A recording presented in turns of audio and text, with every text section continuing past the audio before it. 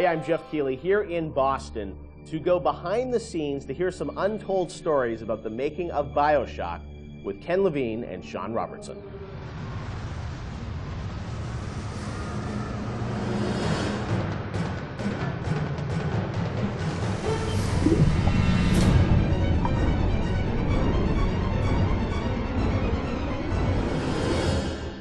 Let's talk a bit about the theme and setting of Bioshock Rapture. I think a lot of people, when they played the game for the first time, Ken, they wondered, how did you even dream up this place? And I know you said publicly before that part of the reason you sort of, what led you to Rapture was this idea of fully simulating a place. Tell us about that sort of idea and the frustrations you had with other games where you sort of hit a bound. I think our philosophy was always to do what we were doing 100% rather than try to do something bigger and do it 50% or 40%. So one of the ideas of, and this sort of came from System Shock 2 as well, where you focus on an area that you can really bring to life and you kind of eliminate the questions of, well, why can't I go over the bridge to New Jersey? So we were able to really make a place, I think, that felt believable and real, even though in actuality it was really quite limited. But we just sort of dressed it with all these buildings outside that were all, basically glorified fakes. We let the story drive what we needed to show rather than some kind of like predetermined map which we set down, which is a little different than like System Shock 2, where we actually mapped a spaceship out deck by deck. Yeah. Because I don't know what the philosophy felt a little different there, because you want to feel like a real spaceship that was sort of stacked on top of each other.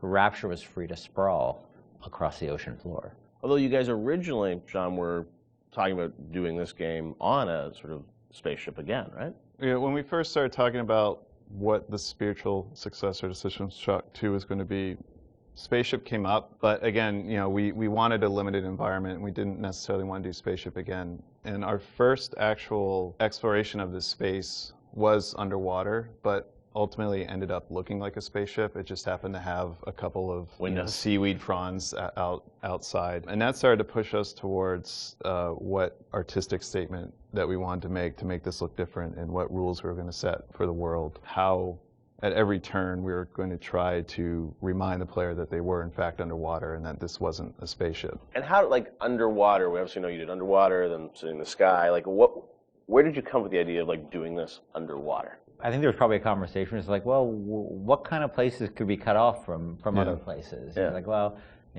spaceship, summer camp, any island notion, right? Something that's cut off from the rest of the world. Yeah. So you never felt like you should be able to go over that bridge to New Jersey. I don't want to apply some deep and meaningful conversation. I think it was one of those ideas that you just kind of say, and then everybody's, well, that sounds cool. Let's try that.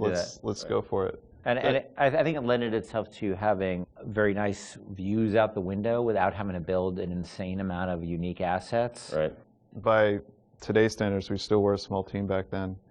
And there's an expectation that because you're underwater, the view distances are going to be short, so you can really kind of fade out into the fog at a short distance and not have the expectation that, why can't I see forever? So there's a lot of limitations in a good way that we put on ourselves by being underwater, as opposed to, like, if you're on a cruise ship, then you'd expect to see across the water, and we'd have to deal with that. Same thing with an island. Or in a city in the sky. Yeah, exactly. Which was a lot more complicated, yeah.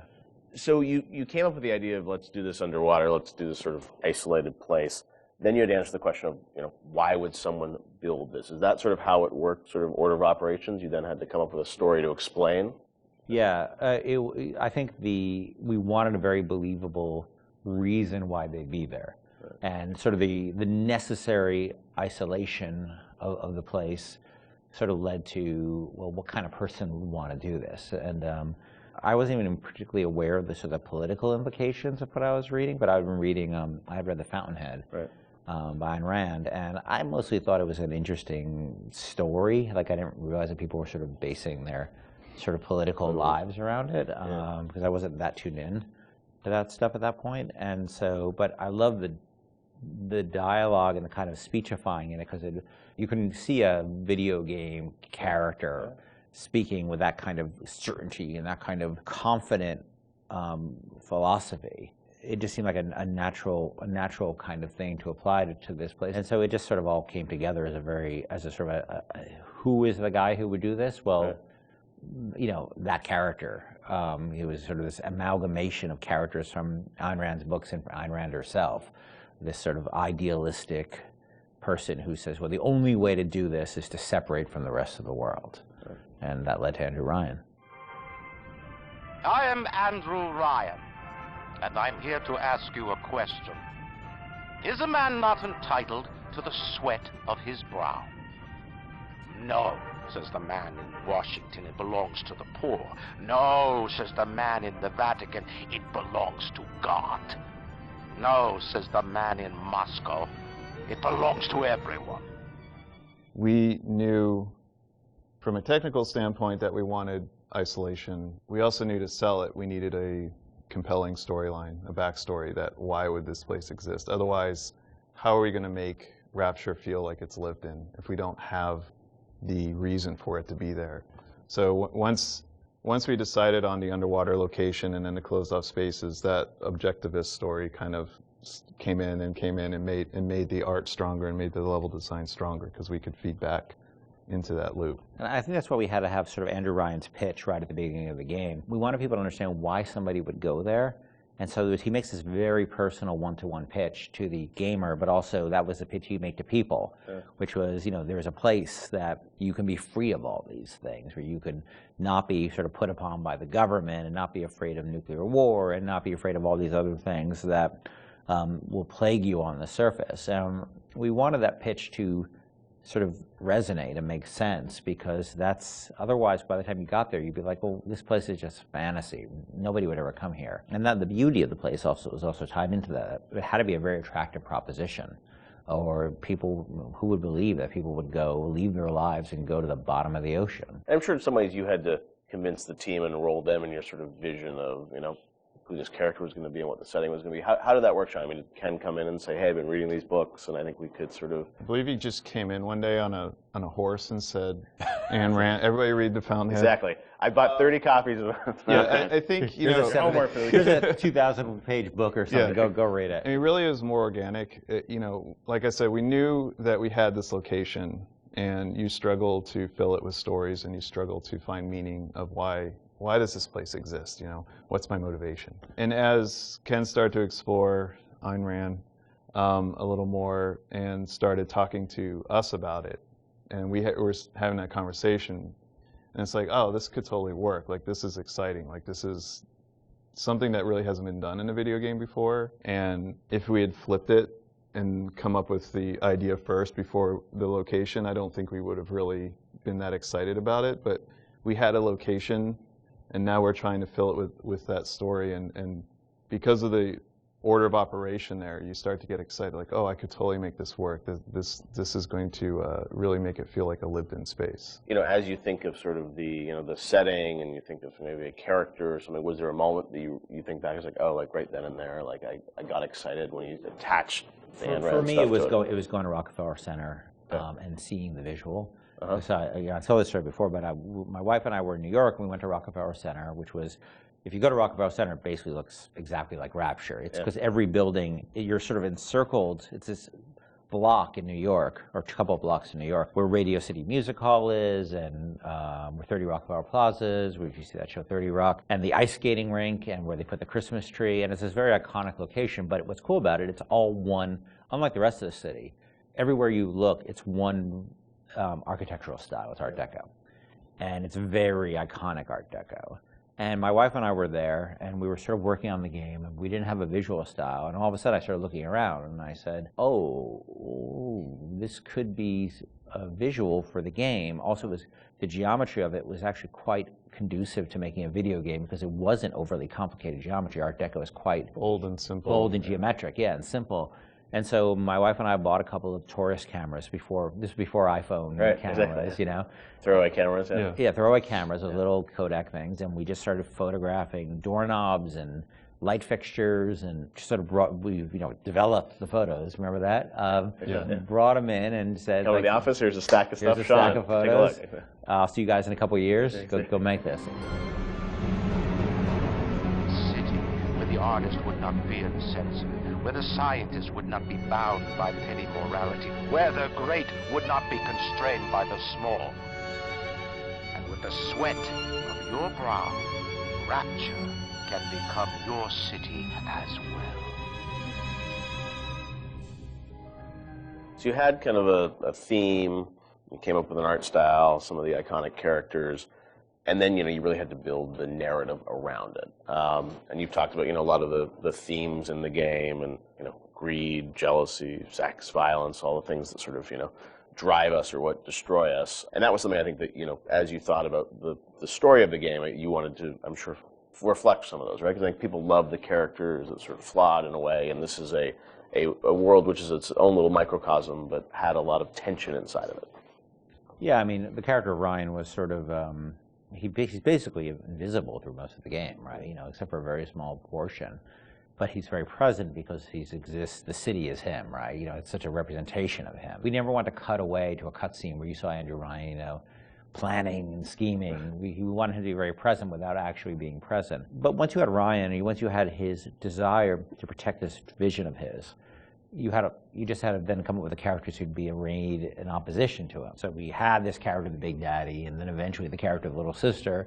And so characters like Tenenbaum came along, like, here's a person who's in opposition to him for this reason. And then you have, for more noble reasons. And then you have a character like Atlas, who's much more cynical opposition. Once we had all those characters arrayed, we're like, well, who are you? And, you ended up being a sort of, a pawn in the middle of all this opposition to Ryan. We just kept sort of homing in on that theme and making sure that you weren't, eventually figuring out that you couldn't just be here by an accident, that you're an integral part of this story, even though you don't know you're an integral part of this story. You think you're just there by happenstance. Look, Mr. Bubbles, it's an angel. I can see light coming from his belly. Wait a minute, he's still breathing. It's all right. I know he'll be an angel soon.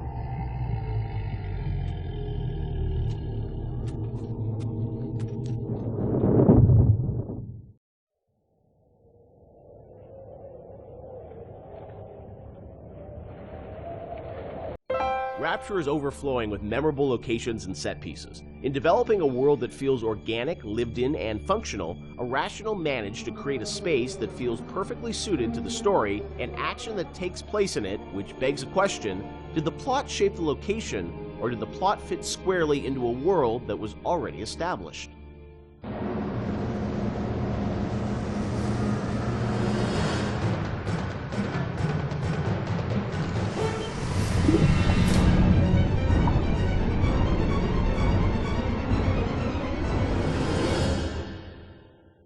Let's talk about some of the areas in Rapture, because it's an amazing place, but also it feels like there's certain areas that are very well designed, and that they have, a very certain aesthetic, and the characters in there, it all kind of comes together. Ken, do you have a part of Rapture that resonates the most with you still to this day? I think the opening is always going to be the most important to me, because it's we spent a lot of time there, and it was all, for me as a challenge, as a narrative guy, is sort of how do we set up a very complex series of events and a very complex notion, and all this, Andrew, with so much to tell, Big Daddies and Little Sisters and Andrew Ryan and the time period, and do that all without cutscenes.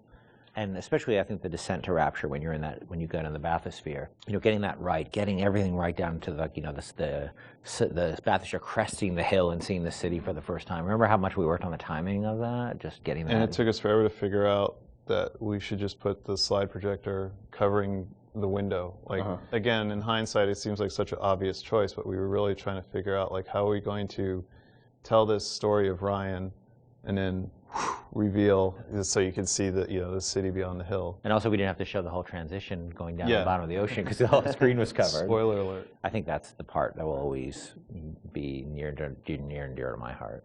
Yeah, I mean, for me, it was Kashmir. Yeah. That was one of the first... The restaurant at the beginning. Yeah, the restaurant at the beginning, because it was really the first art box that we created that was Rapture. I mean, we created spaces before that weren't really hitting the Art Deco look. Scott Sinclair had just started, and he built that, designed and built that statue of the Atlas with the world on his shoulders that was in the middle of the room. And Mauricio had done some concept art for us of that space. And once we started putting everything together and getting it into Engine, and actually walking around it and seeing those giant windows off to the side that just showed the seascape and really drove home the fact that you were underwater. It was the first time really all the elements started to come together. And we actually we had built a bunch of stuff, and we actually stepped back and said, We have to just get one room right before we go any further, because we weren't getting it right. And so Mauricio did that concept drawing. Yep. We worked really hard on that statue, and that statue, I think, was the first object we really built in the game that was a Bioshock. So we just stayed in that room for like a month until we got it right. And I think the original concept actually had a tram running through it. So it was like even more complicated, and that was one of those things where we had to keep pulling back to really focus on what the bare essence of that room was. Were there parts of Rapture that you never were able to realize that you sort of still miss? The zoo. People talked about Fort Frolic, right? That I was excited about. Not everybody was excited about the zoo, but I don't know why I was excited about the zoo, because it would have been a nightmare. We had another area that was prior to Arcadia that was more of a straight up agriculture, forest type of area. Before we had the bathyspheres, we had a whole sort of subway transport system in Rapture, which we spent a lot of time thinking about, and then just realized that these little submersibles would be a much more realistic and much better solution. And you were going to be able to move between locations in that subway system? Yeah, much like the bathyspheres, but they were much more integrated throughout the space, and we really want to support them. And we just realized it was not really relevant to what we were doing. Were there certain locations or areas where you knew a certain narrative point, needed to happen? Like you look at, the reveal of sort of Atlas's true motivations. Like, was that like, oh, we've got to do it this level because it fits the story? Or was it more that you sort of like, you had the game laid out in a certain order and you just layered the story on top of it? I think the big one I can think of is that you encounter Ryan in his sort of like, that he would live in an area of industry. Okay. So he lives in this very industrial area because that's where he would feel most comfortable. And that we wanted his office, his lair, to sort of be not in some, residential zone, but where he wants to wake up and smell the grease fires and and the machines and the smoke. That's in his lifeblood. Industry is his lifeblood. But it also had to be very theatrical. Like if you look at it now, it doesn't look like an office. You kind of know it's an office because the story is telling you that. Set, and we had some old technology that was laying around in the game that would control environment settings. So old system that we had would let you do high pressure, low pressure, medium pressure. And those would affect lighting and other like post-process things in the world.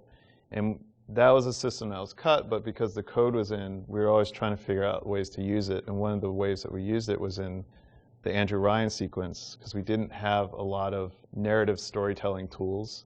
We were basically switching the atmosphere to get all the lighting changes. So whenever a light changes in that scene, we're telling the game that the atmosphere is changing. And then the preset atmospheres come in and shine the spotlights on them or bring up the house lights when we need them to. Because very, very early on, you could change the pressure in the areas, and that would change how explosions worked and all this stuff like that. And we just couldn't figure out how to make it gettable for the player. We couldn't make it feedback, but we still had all those. That moved a lot of levers in the game, so we still had the system. So we used it for the sort of theatrical cues of the, very theatrical cues of Ryan appearing, the lights going down where you are, and the lights coming up where he is, because the engine didn't have those tools by default. The assassin has overcome my final defense, and now he's come to murder me. In the end, what separates a man from a slave? Money? Power? No. A man chooses. A slave obeys. And there was a great sense of sort of artistic progression as you went through the game too, and that each level had its own sort of voice. Was that something that a lot of games as they move further in development, it's like, oh, we sort of ran out of time. We can, it's like we're just going to sort of repeat this and change the color palette. It felt like, for the team, it was very defined from early on that you wanted each sort of level, which they were levels back in the day, to feel distinct. Yeah, we had sort of experimented with that back on System Shock 2, back when every Doom level looked pretty much like every other Doom level, because they were just sort of working on the same set of assets. We decided with our very rudimentary tools in System Shock 2 that we would progress with color, and every deck would feel different from a color standpoint, even though most of that was lighting, or textures, nothing really more. But we had the tools to actually, sort of theme levels. I think a lot of this goes back to, I think my first memory was actually from when I was 1 year old, at the Montreal World Expo. Remember when you were 1? Well, I remember being at something at this World's Fair, which I didn't realize, I think was in 1967, when I was 1 year old, a little over 1 year old. Wow. And I was on a theme park ride they had and I remember being at this thing where a big bat flies out of this sort of thing and comes up. I don't know why I was a 1 year old was on this ride. I'm not sure, sort of a haunted housey kind of ride. And I remember loving it. And I think that stuck with me. So the notion of sort of theme parky themes and settings, and Disney World does a great job with this. You can go to Disney World, they theme areas. So themed areas are something that always resonated with me. And Bioshock sort of always has had this notion of feeling of theme in different areas, much more than the real world has. Like you walk from building to building, most of them you can't really tell them apart. You walk from walk from a floor of an office building to another floor. It's not going to look any different, but we always felt that was really important. And there's also, I mean, if you look at SWAT 4, saw some early experiments with this, especially like the serial killer's house level in SWAT 4, which is probably one of the most dense levels that we ship, but you were trying to tell a specific story with that. And going straight into Bioshock and using the same exact engine that we're using, and we were very comfortable at that point with how the engine worked and how to art up these rooms, gave us a leg up when we sat down and really thought about what stories are we specifically trying to tell. And one of my favorite anecdotes from this time period is with Sander Cohen. I think it was Nate Wells and Stephen Alexander sat down one night, and they came up with a backstory for every dead body that you find in that space, and then they told that story with the props that they could. Even if it was just like, this guy crawled 3 feet and then shot himself in the head because he was sad about something, you know, they put those marks in, maybe put a picture next to the guy, and then he shot himself. So they really like did their homework and tried to add, you know, the backstory for everything that you're going to find in that space. I've got Atlas's goons hitting us non-stop and 2 dead mechanics just this week. We need to control costs. If I wanted to deal with amateurs, I would have stayed on dry land.